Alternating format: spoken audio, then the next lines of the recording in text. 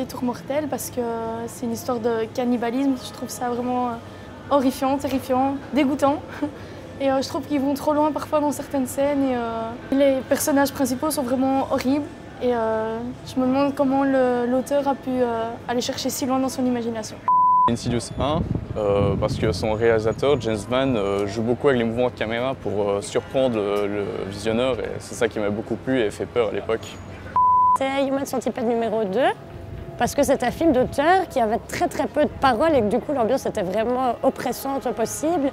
Et ouais, toute l'atmosphère du film en fait est horrible parce qu'il n'y a aucune parole et c'est que des images d'une violence incroyable qui succèdent.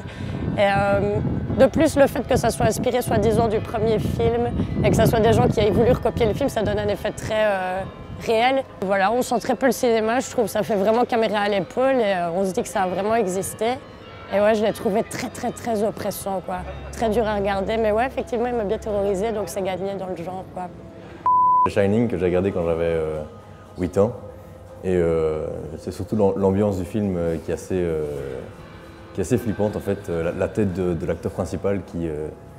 tu sens le mal en lui, et ça m'a assez choqué, en fait. À partir de ce moment-là, j'ai plus trop regardé de films d'horreur. Encore maintenant, je ne suis plus un grand fan. La colline a des yeux.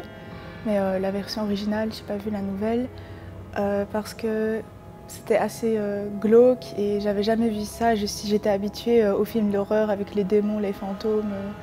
Mais alors là, c'était des vrais humains et ça semblait pas du tout humain de faire ce qu'ils faisaient. Donc c'était ça qui était flippant. Ça, celui que j'ai en tête en tout cas, parce que le clown faisait juste trop flipper. Avec ses yeux, c'était vraiment sa tête qui était malaisante et ses apparitions qui étaient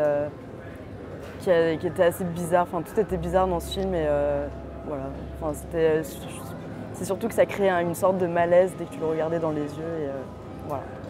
Shutter, donc c'est un espèce de film en mode, comme tu disais, un film en mode The Grudge, quoi. Donc un fantôme asiatique. Une femme pâle avec des longs cheveux et qui apparaît dans des endroits, donc on ne l'attend pas, on ne la voit pas venir. Et ce qui m'avait bien marqué dans le film, c'est le twist final finalement.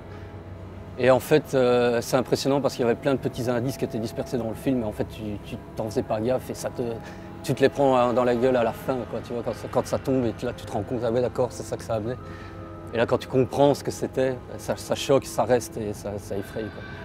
Destination finale, après je sais pas quel numéro parce qu'il y en a plusieurs visiblement, mais rien qu'au début, à chaque fois qu'elle essaye d'échapper à quelque chose, c'est de pire en pire, il y a une nouvelle merde qui lui arrive et à chaque fois moi je m'imagine, je me prends trop dedans et je m'imagine que c'est moi. Genre, par exemple à un moment elle essaye de sortir de son immeuble en feu, il y a son doigt qui reste coincé dans l'évier et puis elle prend l'escalier de secours et là il y a l'escalier qui revient mais juste sur son œil. C'est que des trucs comme ça et moi ça me fait flipper.